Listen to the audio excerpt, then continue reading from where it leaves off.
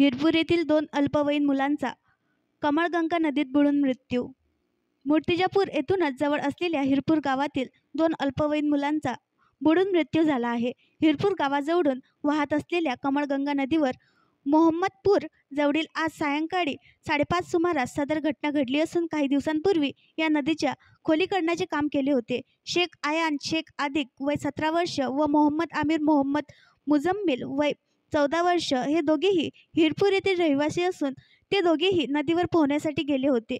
हिरपूर गावाजवळील असलेल्या मोहम्मदपुरा येथील कमळगंगा नदीच्या पुलावर आज सायंकाळी 5 ते 5:30 दरम्यान हिरपूर येथील 2 अल्पवयीन मुले पोहण्यासाठी गेले होते, तर पुलाखालील नदीचे खोलीकरण केल्याने नदीत मोठा मातीचा गाळ जमा झाला होता। मात्र पाण्याचा अंदाज न आल्याने त्यांचा बुडून मृत्यू झाला आहे।